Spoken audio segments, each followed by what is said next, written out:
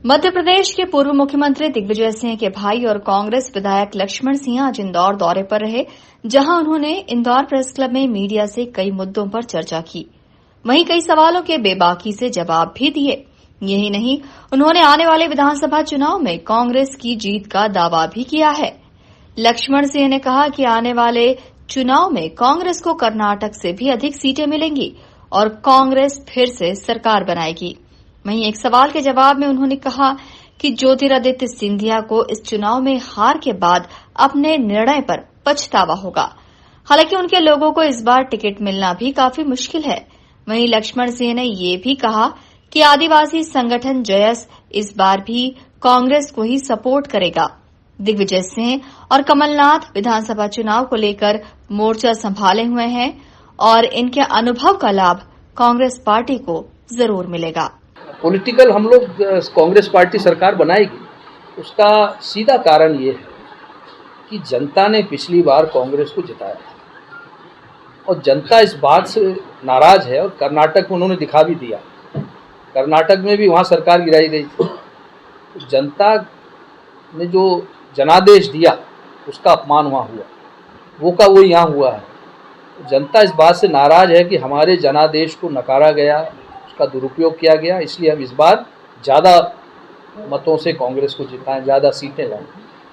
और मैं समझता हूं कि आने वाले चुनाव में जो कर्नाटक का नतीजा है उससे कम सीट हमारी नहीं आएगी, ज़्यादा ही आएगी।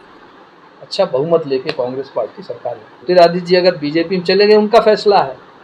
तो व्यक्तिगत रूप से मैं किसी को बुरा नहीं कहता।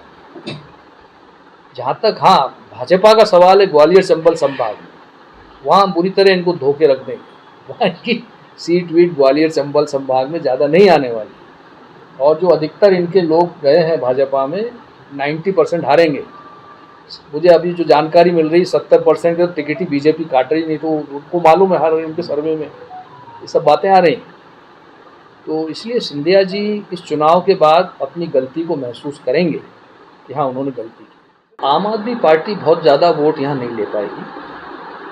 जयस का जहाँ तक सवाल है, उनके अध्यक्ष कांग्रेस के विधायक हैं। तो हमारा बातचीत चल रही है और हमें आशा है कि जयस हमारे साथ है। हमारे दो युवा स्टार प्रचारक हैं, कमलनाथ जी और दिग्विजय सिंह जी, दोनों युवा। उनकी ऊर्जा है, उम्र ज्यादा हो भले, लेकिन दोनों में खूब ऊर्जा है। वहीं कर्नाटक चुनाव में बजरंग दल पर बैन लगाने के कांग्रेस के फैसले पर भी लक्ष्मण सिंह ने अपनी प्रतिक्रिया दी। उनका कहना था कि कर्नाटक के हालात अलग थे, जबकि मध्य प्रदेश के हालात अलग हैं। अगर कोई संगठन देश विरोधी काम करता है तो उस पर बैन लगाना चाहिए। वहीं सिंधिया परिवार को गद्दार कहने पर भी लक्ष्मण सिंह ने अपनी प्रतिक्रिया दी है। विधानसभा चुनाव के पहले योजनाओं के नाम पर खर्च किए जा रहे करोड़ों रुपए और मुफ्त का लालच देकर प्रदेश पर बढ़ रहे कर्ज को लेकर लक्ष्मण सिंह ने कहा कि लोगों को सुविधा देने के लिए अगर कोई योजना लाई जाती है तो इसका स्वागत करना चाहिए। वहीं कांग्रेस की सरकार बनते ही प्रदेश में आर्थिक व्यवस्था को मजबूत करने का काम किया जाएगा। साथ ही लोगों को रोजगार भी उपलब्ध करवाया जाएगा ताकि लोग सरकार पर कम से कम निर्भर रहें। मेरे ख्याल से कोई ऐसी आवश्यकता नहीं है कि उनको प्रतिबंधित किया जाए। ये कोई एंटी नेशनल मूवमेंट नहीं है। उनकी 2-3 बातें होती हैं और वो एजेंडा क्या है आपको मालूम है। हाँ, हिंसक नहीं होना चाहिए, हिंसा नहीं करना चाहिए, और अगर ऐसा कोई करता है तो उसके लिए पुलिस है। पर किसी भी संस्था को इस तरह जो एंटी नेशनल नहीं है, एंटी नेशनल कोई है उसको बैन करिए, जेल में डालिए। उसके लिए एनआईए है। एनआईए अगर कहता है कि बजरंग दल को बैन करिए तो करिए। जब एनआईए कुछ नहीं कह रहा है और इनका कोई ऐसा एंटी नेशनल मुझे नहीं दिखता है। एंटी नेशनल जो होता है उसको बैन करना चाहिए, बाकी सबको आवाज उठाने का अधिकार। मैंने सिंधिया परिवार को कभी गद्दार नहीं कहा, मैंने खुद ने नहीं कहा। और बायगॉन इज बायगॉन, जो हो गया, हम आगे की सोचें। झांसी की रानी की समाधि पे सिंधिया जी खुद ढोक के आए हैं। अब उन बातों को हम छोड़ें, किसने क्या किया क्या नहीं किया। और हाँ, माधवराव जी हमारे एक नेता थे और बड़े अच्छे नेता थे, बड़े अच्छे हमारे साथी थे। हम उनको मिस करते हैं आज कि यूपीए की सरकार सेंटर में थी, यहाँ भाजपा की सरकार है। आज भाजपा की सरकार सेंटर में है और हमारी सरकार यहाँ बनेगी तो कांग्रेस की बनेगी। हम लोगों ने कभी भेदभाव नहीं किया।